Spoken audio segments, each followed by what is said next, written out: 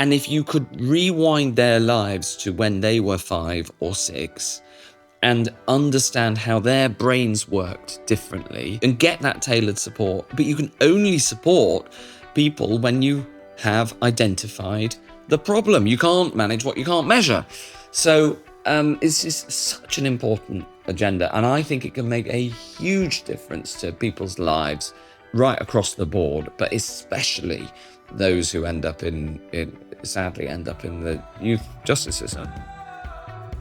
Welcome to All Aboard, where we help parents navigate the ADHD journey. I'm Claire, and today we'll be talking about early screening and identification of ADHD, dyslexia, and other neurodivergent conditions with our guest, the Rt Hon Matt Hancock, in his parliamentary office. Matt has represented West Sussex as a Member of Parliament since 2010. In that time, he has served in several ministerial roles in the UK government, in business, energy, digital and culture, and is best known as the former Secretary of State for Health and Social Care. In Parliament, Matt has campaigned on a wide range of issues, including early identification of dyslexia in schools, business and the criminal justice system, having been identified with dyslexia himself after he left school. Matt's Neurodivergent Conditions Screening and Teacher Training Bill was read in Parliament on the 23rd of April, the same day we recorded this podcast, which pushes for the screening of all neurodivergent conditions, including ADHD, in schools. In 2023, Matt founded the Accessible Learning Foundation to promote this cause. Welcome aboard, Matt. It's great to be here. It's an honour to talk to you today about something we're both equally passionate about, and that's the early screening and identification of ADHD, dyslexia, and other neurodivergent conditions in schools. Yeah. Every expert I've interviewed so far on the podcast agrees that early intervention is absolutely key. I think it's estimated that 1 in 7 of us are neurodivergent, a statistic that includes both of us. So I have ADHD. Okay. I was diagnosed a couple of years ago as an adult following my son's diagnosis. He's got ADHD and dyslexia, and you are dyslexic. I am, yeah. So I thought we could start at the beginning of your journey. Yeah. So when did you first discover you had dyslexia? I only discovered that I'm dyslexic when I was 18, when I got to university. And throughout school, I struggled with the written languages, English, but also foreign languages, which are a complete write-off for me. And I didn't know what the problem was. I just knew that I couldn't do it. So many people have said to me since I've gone public with it, I just thought I was stupid. Well, I just thought I was rubbish at languages, but I'm also very lucky in that I can do maths. So I concentrated totally on maths-based subjects. And, I actually think it's a problem with the British education system that it's so narrow at A-level, but it worked for me because it meant that I could drop anything that required more than a sentence. And I did maths and physics and computing. And economics. I really focused on maths-based subjects, and that got me to Oxford University. And there they identified my dyslexia. I mean, I still remember the moment when I was called into my tutor's office at the end of the first term, and it was right up a staircase in a tower in this Oxford college, and beautiful room. And he sat me down and he said, "Now, you're clearly bright enough when we talk, but your written work is very poor. I think you might be dyslexic." And then Oxford University has got amazing facilities. Their education department were brilliant. I got the assessment. I then got support to relearn how to read and write. I think in pictures. So I was taught how to read in pictures, and that set me up. It was all down to my tutor spotting it. But it was, imagine if I got that when I was 5 or 6. Yeah, makes such a difference. That story that you tell about being able to articulate yourself but not write it down is so familiar to me, because that's the situation that I face with my son a lot. So I really understand that challenge. Yeah. But when you recently said, obviously after getting your diagnosis, that you then hid your dyslexia for, was it about 20 years? So what challenges did you face either in your education or kind of early on in your career? So what happened was I got through Oxford, and I went into the world of work. And I made a couple of really big early mistakes because of my dyslexia. And I mean, looking back on them now, they're sort of tragic and comic at the same time. I had this, I was in charge of the election campaign in Guildford in the 2001 general election for the Conservatives. Sitting Conservative MP, Nick St Aubyn, a wonderful man. And it was close, it was tight. And he wrote out his election address that was to be sent to every household in the country. You know how ahead of an election you get bumped through from every candidate. And I put it into an early version of Publisher and got it printed and got it to the Royal Mail. And it was only after it got delivered to every house in the constituency that we spotted that I had seen this nice phrase that he'd written in his election address that said, "I want to unite the community." And I had thought, let's put that in big letters, as you do when you're publishing something. And I wrote, "I want to untie the community." And it was just, it was awful. And spell checker wouldn't have helped, right? Because unite and untie are both words. It was only when they invented the green squiggly line. But even that wouldn't have helped in that case, would it? Because it's a sentence that perfectly makes sense. I just could not see that the letters were the wrong way around. I couldn't see it. I read it as I expected it, not as it was. And yeah. And poor old Nick lost the seat by 400 votes. We sent out 40,000 of these things. Oh, wow. Yeah. So that was a really, really early lesson. I was 21 at the time. And from then I hid it. I absolutely didn't talk to anybody about it. I thought it would ruin, I thought I would never get on in work. And then they did invent, spell check and those things. And technology has helped me more and more as life has gone on. And, now autocorrect is a sort of standard thing. And also in modern sort of quick communications like emails, people are much more relaxed about spelling than they used to be. But nevertheless, that was it made me hide it. And do you know what? I felt ashamed. Yeah, I can imagine. And it was this sense of shame that kept it hidden. And then when I got into government, you obviously have to deal with a huge amount of paperwork in government. And I established a sort of working technique, which was to ask private office to ensure that every submission, as they're called, every chunk of paper, item that needed a decision that came to me, had a one-page cover note on top of it. And then so I could decide whether I should take the time to read everything or whether I should delegate that decision. And I was put in the cabinet by Theresa May, a very exciting, great day. I was made culture secretary, an absolutely wonderful job. And I was telling my new private secretary this story, that one of the things you have to do is you have to do a one-page cover note for every item that's going into my box at night. And he said, "Why is that?" And I said, "Well, I'll bring you into a circle of trust. It's because I'm dyslexic." And he said, "Well, I'm dyslexic too, Matt. And you need to get out there and tell people because you've made it to the cabinet and you're dyslexic. And dyslexic children are going to want to know that you can succeed in life if you're dyslexic." And he was totally emphatic about it. He's a wonderful man. He basically said, "You've got a duty to go and talk about it now." And he set up me to talk to internally, privately, to the civil service neurodiversity group. And I was so nervous. I mean, this was a private speech in a private setting in the Treasury building and the Civil Service Neurodiversity Network. Maybe 200 people turned up.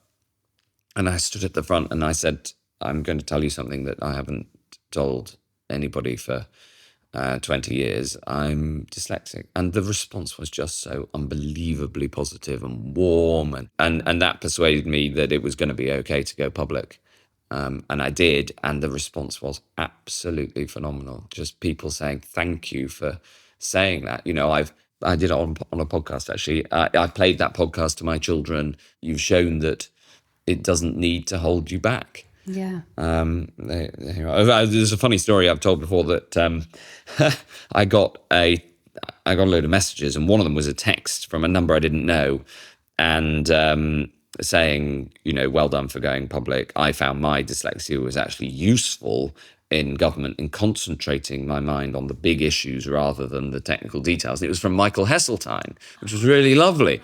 And I didn't know Michael at the time, and so I wanted to save his number in my phone, but can you spell Heseltine? I mean, it's just a jumble of E's and I's, and so it was very funny. I then had to ask him how he spelled his surname before I could save it in my phone book. Those role models are so important, aren't they? I think I talk about that stuff with my children all the time, and you were probably quite early on in that, but it's super important, particularly for children, I think, if they've got interest in particular areas, to have somebody that they can identify. Yes, and now there's loads of people, and it's brilliant. Richard Branson has also been absolutely at the forefront of this. Victoria Beckham came out recently, and I say came out because although it isn't as acute as talking about your sexuality and the long and proud history of people doing that, especially when it was difficult, which it still can be, it was for me a sense of a feeling of shame, which I now recognise is completely wrong, but that is how I felt, and it's overcoming that. So and Ryan Gosling is a campaigner on dyslexia, and Margot Robbie puts her success down to her ADHD. So I think it's brilliant that people now embrace the identification, and the debate about labelling and identification is an important one, because it's important to make sure you get the benefits of labelling and identification and not the wrongful stigma. But for me, it was a massively positive moment because I understood why I had found it so difficult. I'm not crap at languages. Actually, I now love language and the use of it. And of course, it's still easier for me to do that in, talking, as I'm probably showing now by talking far too much. But but I understand myself and how my brain works. And I know that's true from countless people I've talked to. Is that how you feel about it? Completely. I was going to say, I totally agree with you. I think that labelling in the right way is actually really important, because when we understand ourselves and then we can help educate other people, then that's how we create change, which I think is what you're doing here. Labelling is empowering. It is. So long as you still see the individual through the label. Yeah. So I am dyslexic, but it doesn't define me, and I try not to let it hold me back. But it is a reality of me. It is part of who I am. Yeah, absolutely. So how has that influenced then your advocacy for neurodiversity on the whole? Because you've obviously gone on to set up the Accessible Learning Foundation with its mission to support people with neurodivergent conditions. So how have those experiences led on to that? Well, I tried in government to really drive this agenda, but it was only when I became health secretary that I was really in a position to do it. And I set up a team, actually, to try to drive this in government. And then the pandemic came and the team had to go and do more urgent things. And so for me, when I left government, it was unfinished business. And so I'm here in the House of Commons and using the levers that I've got here, which is to try to change the law to have early identification. And for me, it's very personal. It is the one thing that I'm campaigning on. Aside from, obviously in my constituency duties, this is the thing I really care about, because I think it can make such a huge difference. Obviously in education, where early identification can help get the tailored support that people need, but also because we know that whilst there are people who go on to be enormously successful and credit their neurodiversity in part or wholly for their success, like Branson and Gosling and the rest, for far too many people, that isn't what happens. And we've got to be realistic about that. There's a statistic that I've just come to my attention, which is 97% of children excluded from primary school have a special educational need. Wow. And for children who end up in the youth justice system, 80%. 80%. And if you can get that early identification for those usually teenagers in the criminal justice system, for the young people in the criminal justice system, nearly all teenagers, and if you could rewind their lives to when they were 5 or 6 and understand how their brains worked differently, 80%, and get that tailored support. But you can only support people when you have identified the problem. You can't manage what you can't measure.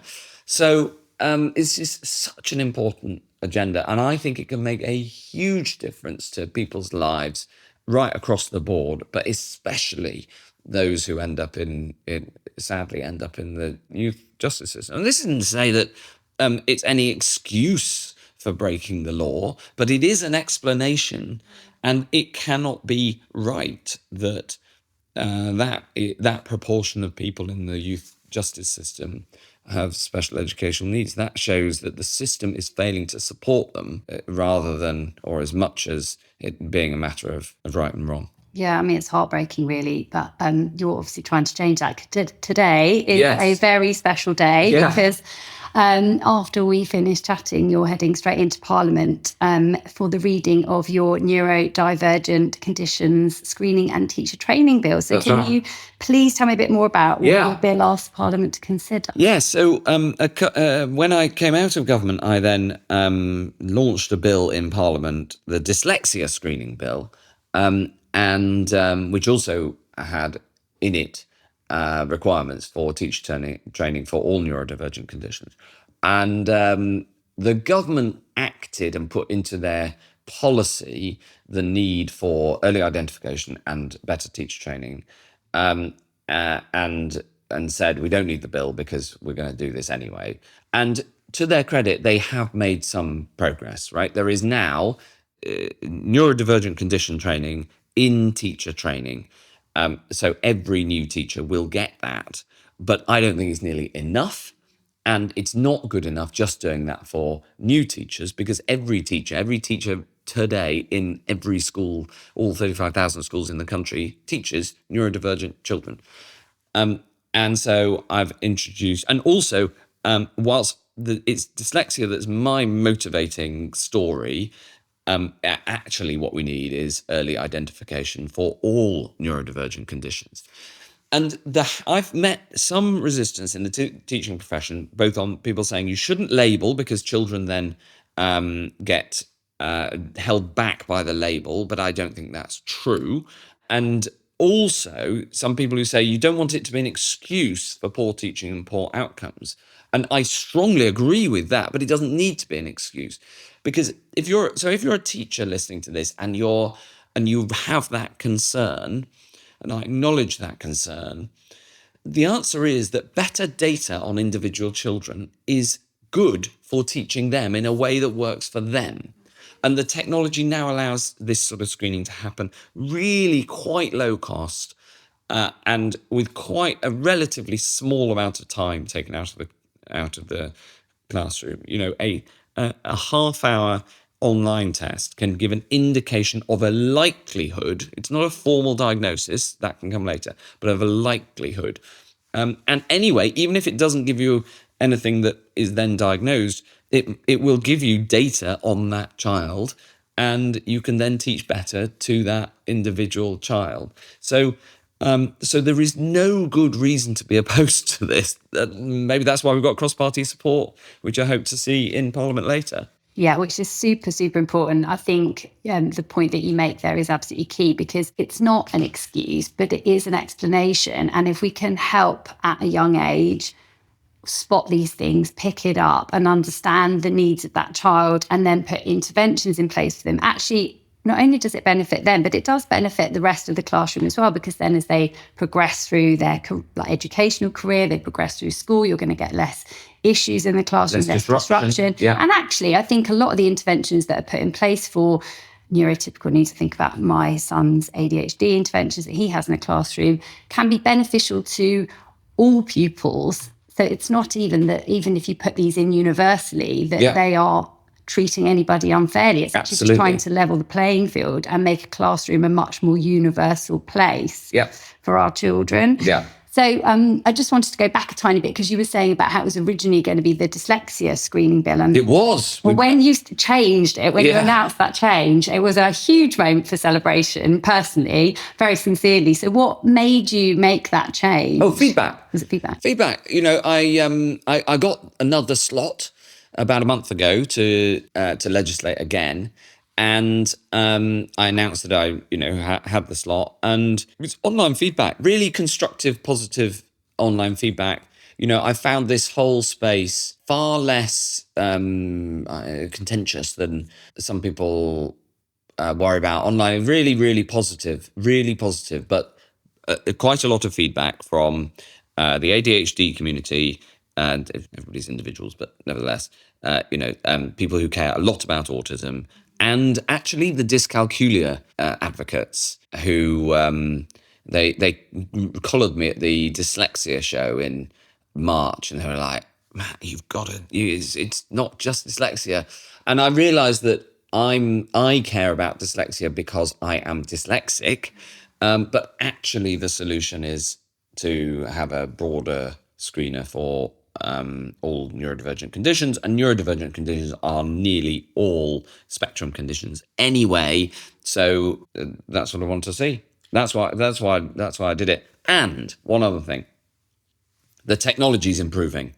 AI, I think, is going to be really transformational in this space, and there is now a potential for screeners, and some really good screeners becoming available that screen for all neurodivergent conditions, or specifically screen for ADHD, autism, as well as the dyslexia screeners. Dyslexia by its nature was slightly in the vanguard, but now I think this has come on so far, and it's going to come on again, in the next couple of years. AI is made for this, because the nature of AI is that it is closer to replicating how our brains work than straight line programming. So I think it's going to be very powerful. I think it's powerful because we need to fully understand the nature in which all of these things overlap in a coexisting kind of way, because that's really important. That's the other point. Yeah, absolutely. ADHD, I think it can, but it rarely exists by itself. And I was really fortunate to meet, actually, at the launch of your Accessible Learning Foundation, Professor Joel Tolcott, and I've had the privilege of being involved in a tiny way in his work and the universal classroom. And they're looking at it in terms of dimensions, so the way in which all of these conditions sort of coexist. Yes. Obviously very aligned with your bill in terms of screening in year one, and then equally crucially, the need for teacher training, which is something that you have obviously talked about today. And I know that your bill looks at that specifically, the kind of teacher training side, both in terms of understanding the neurodiversity needs of that child, but also then the support at a classroom basis. What about the teachers who are already, qualified and teaching in our schools? Because I think, does the bill just address trainee teachers, and will the existing teachers be that training happening? No, because there's continued professional development in teaching, and we learn more, and we're learning more about neurodiversity, and attitudes are shifting, and both, in my view, both Parliament and the law, and teacher training and government policy need to catch up with a combination of better understanding and an improvement in how society sees neurodiverse conditions. So I think it's I absolutely think we need to have continued professional development, essentially training for teachers who've been teaching for some time. And that's good practice in any profession. Absolutely. So how do you think that kind of universal screening will impact the education system as a whole moving forward? Right. So what I'd love to see in practice is that in every single primary school, and preferably at the end of year one, that there is a screener for neurodivergent conditions.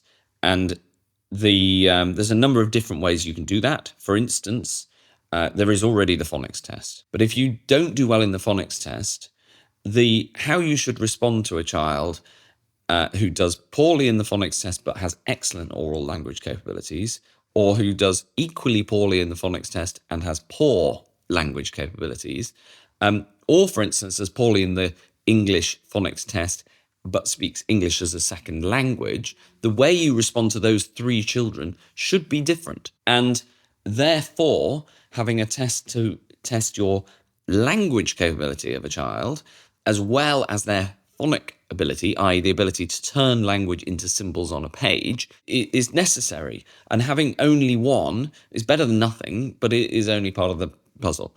So, and then you can have a separate ADHD and autism screener. Or there are now screeners coming online that screen for all of these things in one go, like the Do It screener, which I've come across recently and I'm really impressed by. But other screeners are available, I'm not, as they say. So then it's about getting that into every single primary school. And I think we will look back in 5 years' time and say, why on earth didn't we do that before? And then following high quality, science-based, data-driven methodologies to respond according to the needs of each individual child. And I think this is where we're going to go. And it's where the best schools are already, the best primary schools. And I've seen it in action, and it's incredibly empowering for the teachers and the pupils alike. Where money is the concern, I have two responses. The first is, some really good schools do this, so there is no excuse. And the second is, but if you still are concerned about money, one of the things I want to do with the Accessible Learning Foundation is raise funds to help schools to be able to do this. So let's just take the money issue off the table by providing money for those who don't have it, and also showing the example of schools that do. But these screeners are now, they're coming right down in cost. And if it's £1,000 for a school for a year for a license for one of these things, then they really can find that. And then also that will allow the money that is more expensive to be spent on diagnosis to be better targeted, because it can't be fair that over 10% of the formal diagnoses are right in the top echelon of the income schedule. And why is that? It's because parents can pay.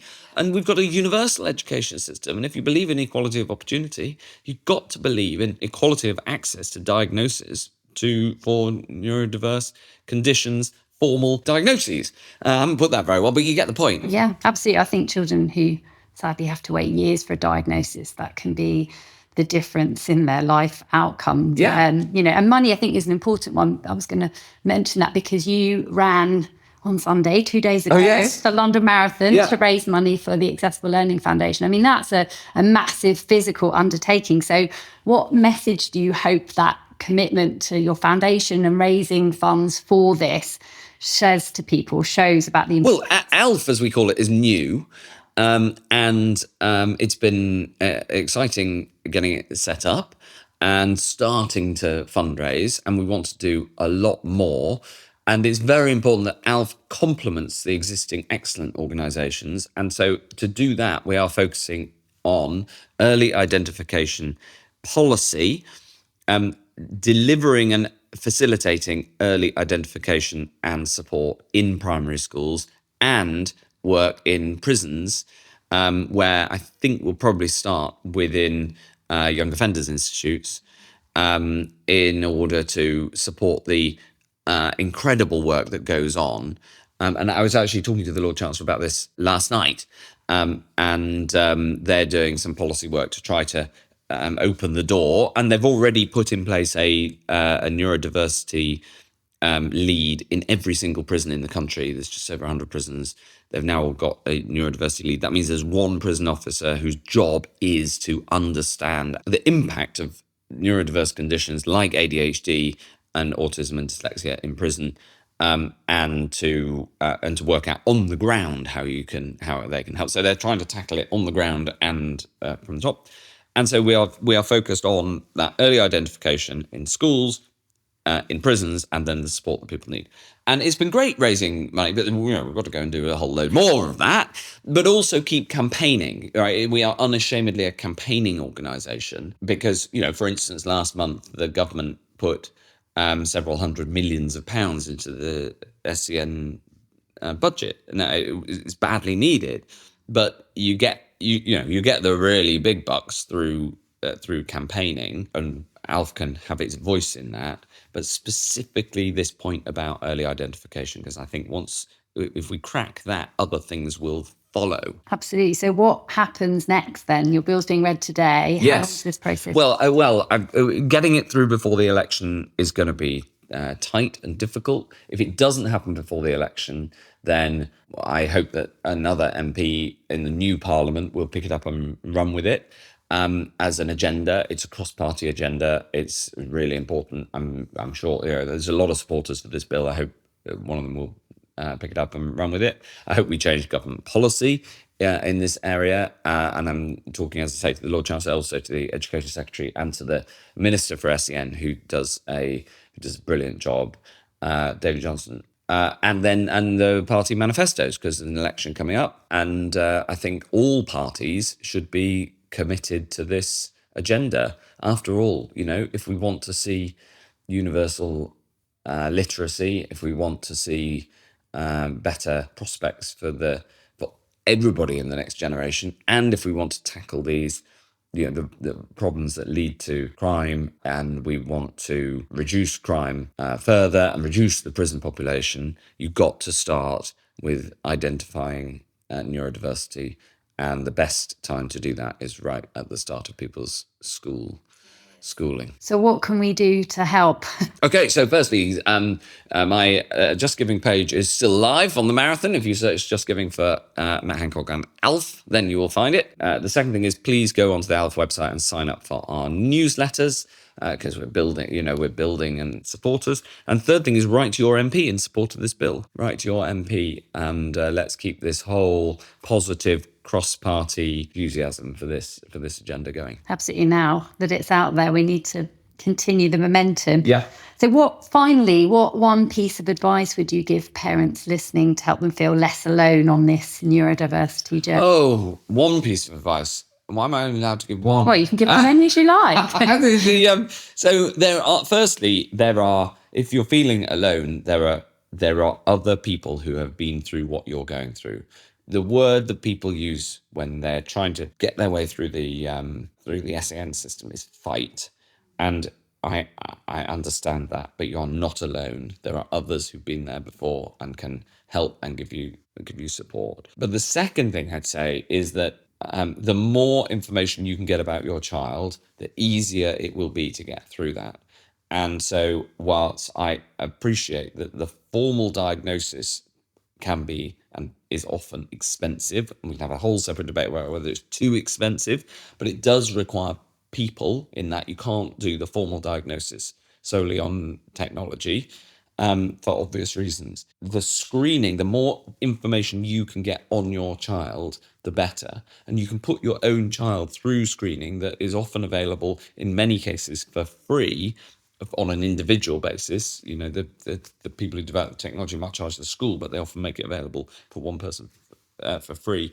And if you get more hard data on your child's capabilities, you're more likely to succeeding, to get the support that your child deserves. Absolutely. Matt, thank you so much. I truly believe your bill today has the power to radically change the future for our children, not just in terms of their education, which is obviously important, but just in terms of their future life outcomes. So I wholeheartedly support your bill, and I don't say that loudly. So thank you very much for talking to us today. Thank you. It's been a pleasure. Thank you, Matt.